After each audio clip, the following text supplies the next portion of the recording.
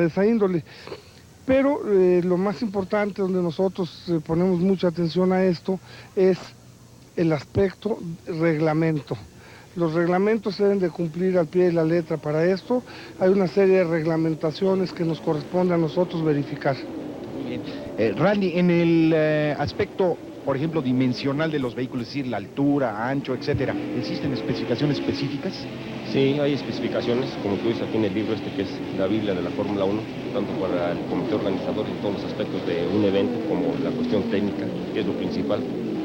Por eso se trata el evento de los automóviles. Por ejemplo, ¿qué le mide? Miren, la altura del alerón, por ejemplo, ellos pueden modificar la incidencia, el ángulo del alerón, ¿eso no afecta o solamente la altura? La incidencia del ángulo del alerón no afecta, pero sí tiene que tener cierta altura, que la altura nos las dan los stewards que vienen de la FIA, para decirles tiene que medir tanto el alerón, tanto delantero como trasero, tiene que medir tanto a la distancia del chasis, del piso al chasis, tiene que haber una cierta medida entre ejes y la longitudinal del coche, la luz de reversa, a qué distancia debe estar, tienes unos mínimos de variantes.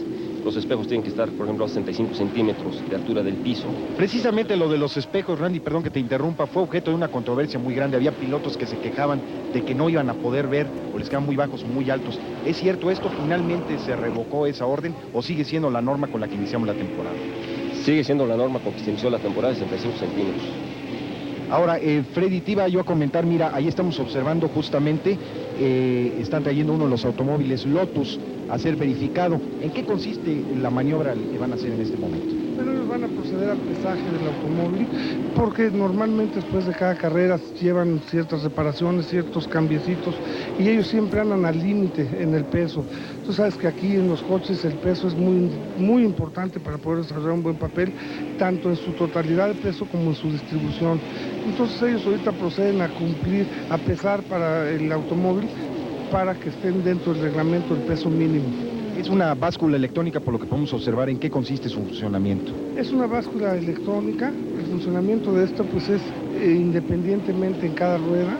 Es una de las básculas que manda la señal a un tablero, donde ese tablero te da el peso total, el peso por rueda y la distribución general de peso. Por ejemplo, Randy, ¿cómo le hacen para compensar por el peso del piloto? ¿Se pesa en vacío con fluidos o con el peso del piloto ya de alguna manera descontado el peso total? Bueno, por ejemplo, mañana en las primeras prácticas, los dos lugares más rápidos, los dos pilotos más rápidos, y luego al azar el 25% de los pilotos, a través de una cuestión computarizada que tiene la báscula, va flasheando la luz roja para que vayan entrando a pesar. Los pilotos entran y se suben con todo y el coche a la báscula, pero la báscula, por ejemplo, con el número de coche que programan, como es computarizada, que programan desde el principio del año, cuando pesan a todos los pilotos con los coches, automáticamente con el número de coche que le apachurran un botón ahí, automáticamente descuenta el peso del piloto para dejar el coche a su peso real. Cuando hay algún problema de que haya una duda con el piloto arriba, bajan al piloto del coche para verificar el coche solo sin el piloto. En el peso en vacío. ¿Y cómo le hacen para compensar por el aspecto de la cantidad de combustible? Desde luego tendrá que pesar más que el peso mínimo, ¿no, Freddy? Definitivamente. La norma tienen diferentes normas terminando la carrera y los coches terminan muy secos de combustible normalmente en las competencias, pero es muy fácil drenarlos para poder llevar el peso efectivo. Oye, ¿y tú crees que pueda ocurrir lo que le ocurrió alguna vez a Benetton, que hubo una controversia tremenda en cuanto a la diferencia en las especificaciones del combustible? ¿Ustedes verifican esto o esto es responsabilidad de otra área?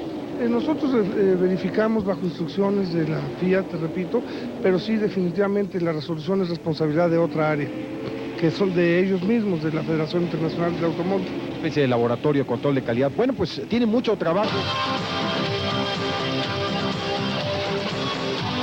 Vienen a toda velocidad. Vienen por el Gran Premio de México.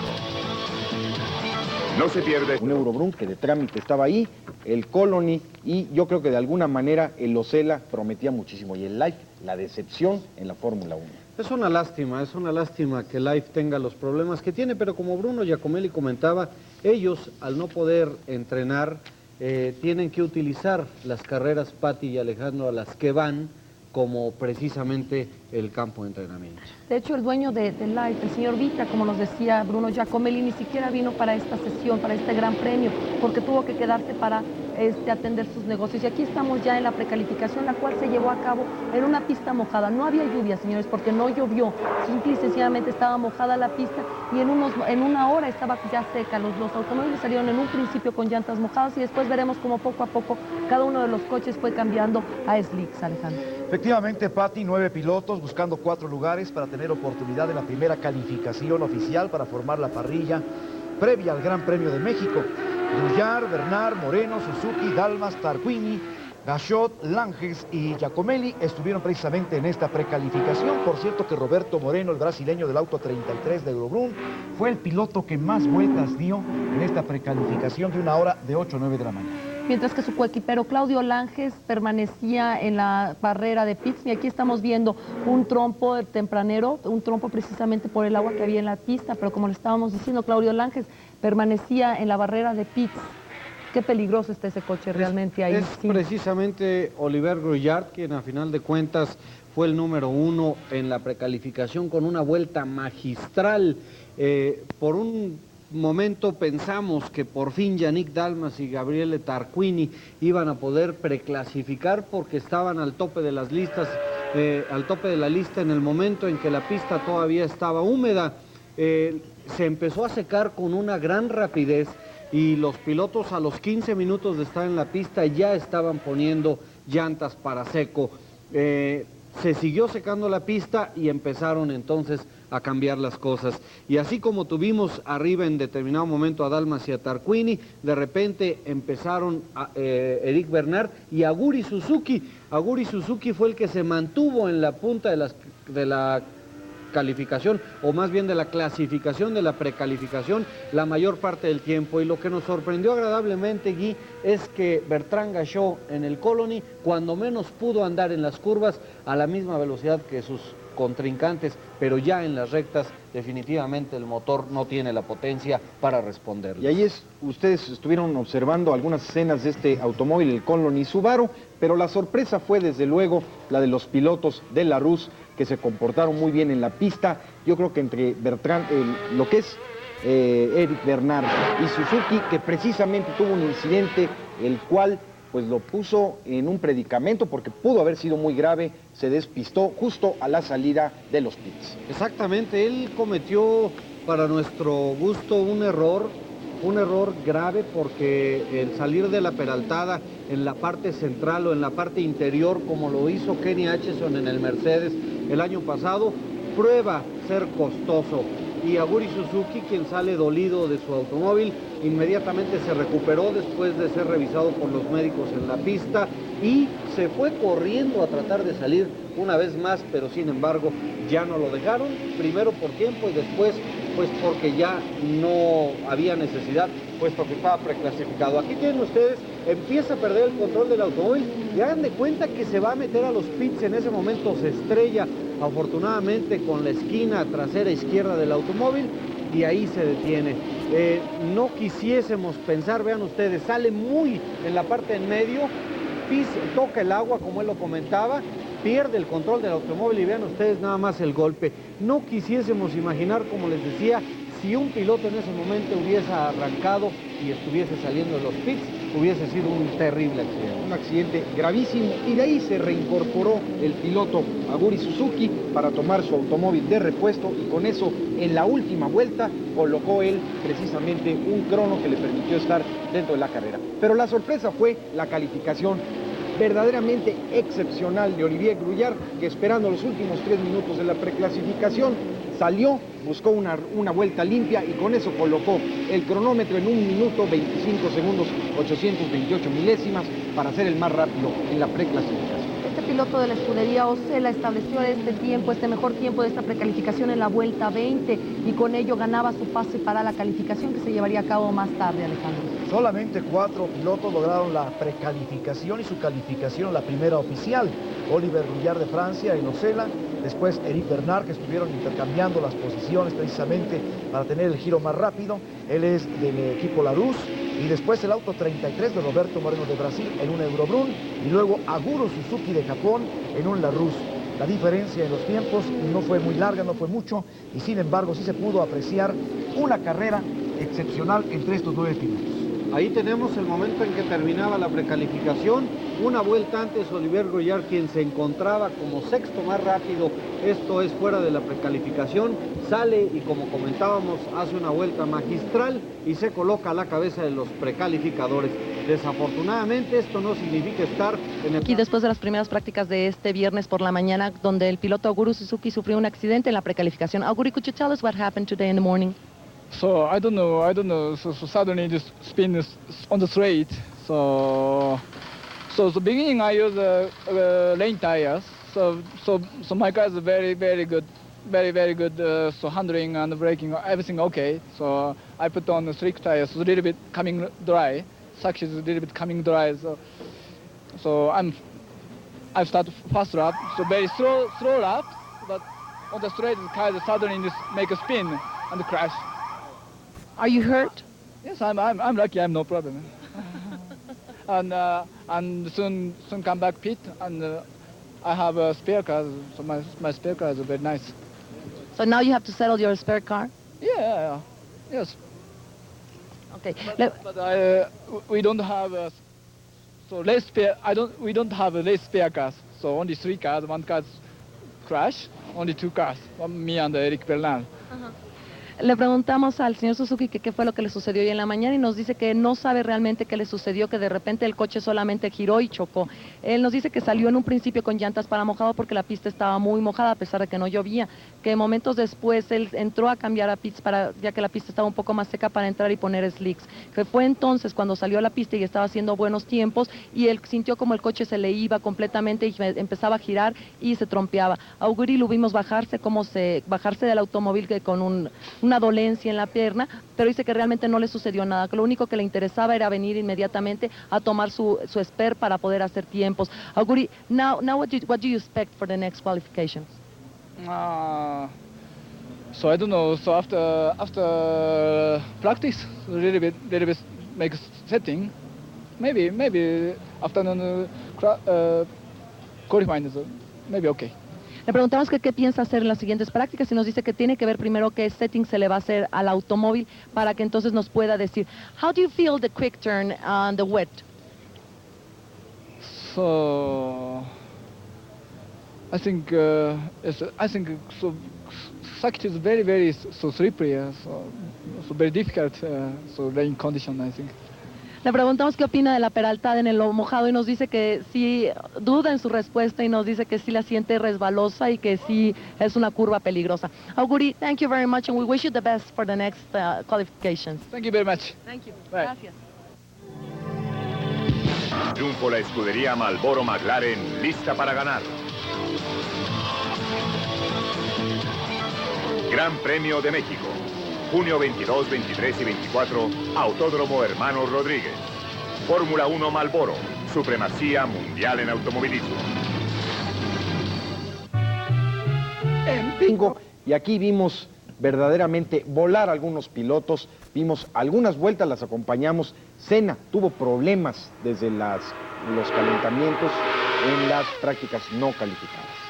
Precisamente Ayrton Senna Silva, por no encontrar la puesta a punto correcta de su McLaren, no utilizó sus juegos de calificación. Él estaba en la calificación oficial, él estaba manejando con llantas de carrera.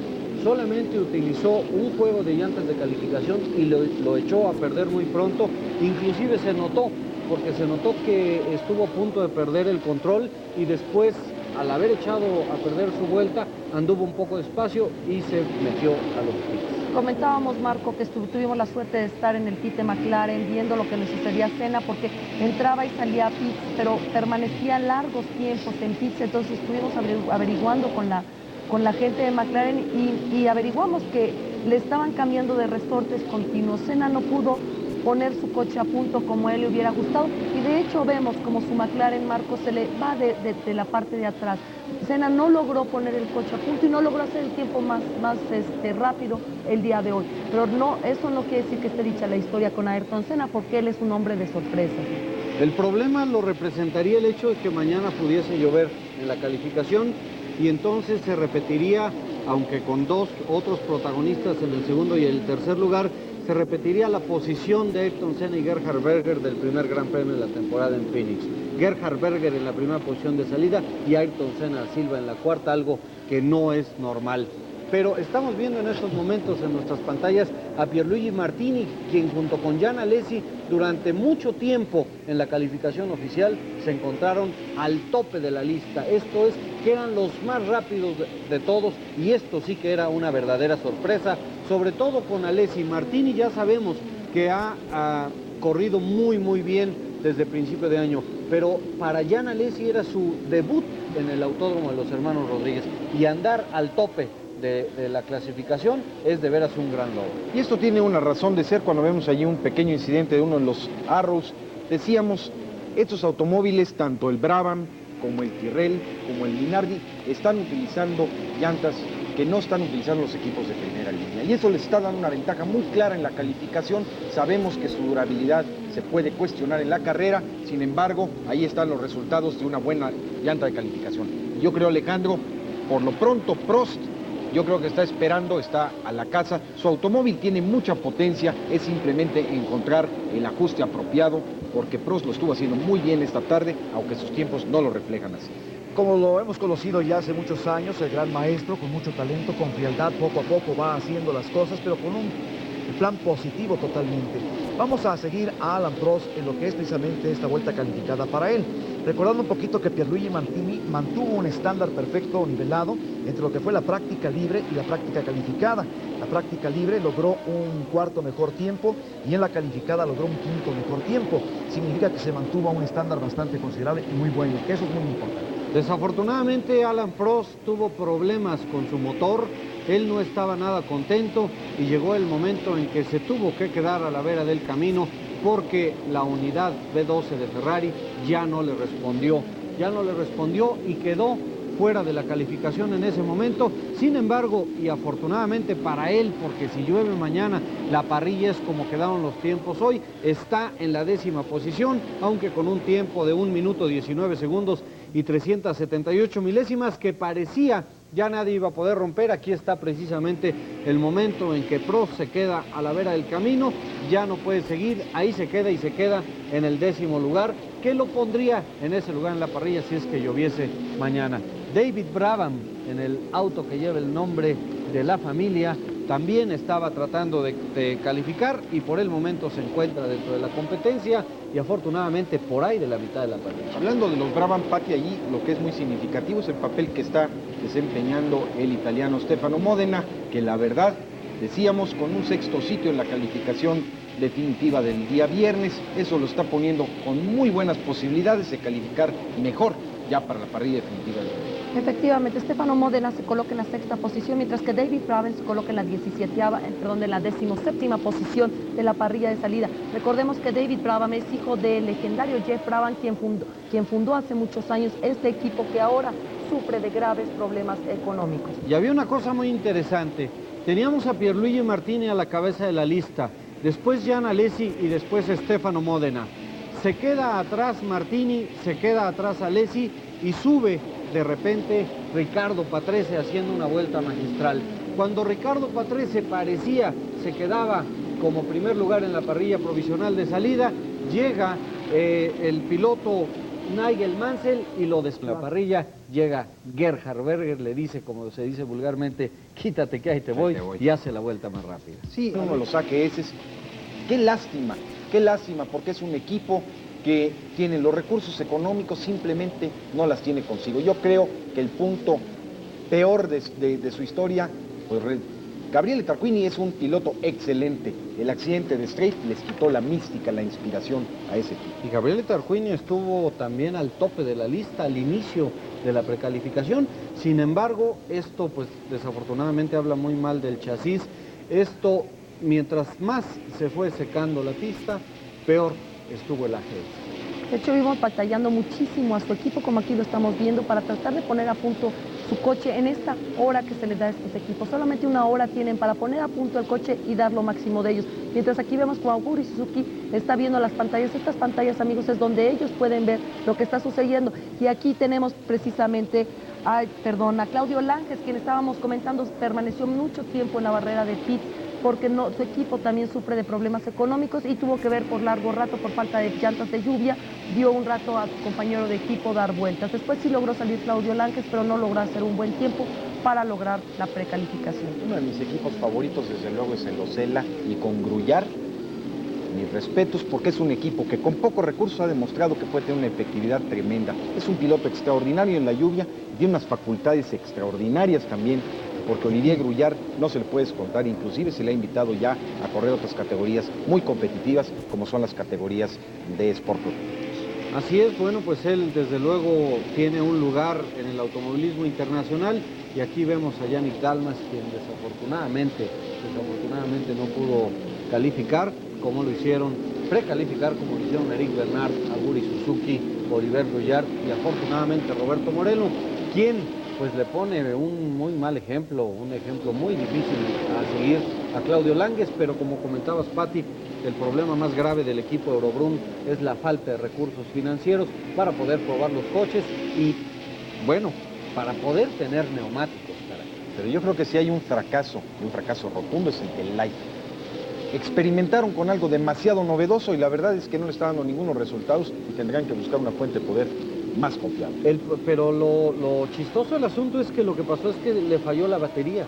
O sea, no fue una falla de motor, sino que Bruno Giacomelli se quedó al final de la recta porque tuvo un problema con la batería. Pero de hecho la única vuelta que dio la dio en 4 minutos, mientras aquí estamos viendo uno de los equipos que se empieza a levantar. Este es el Onix, y aquí está el piloto, uno de los pilotos de este equipo, JJ Leto, quien ya tuvimos la oportunidad de entrevistar, y quien nos dice que ya este es el nuevo diseño del coche, aunque no lo podemos ver perfectamente, este es el nuevo diseño del coche.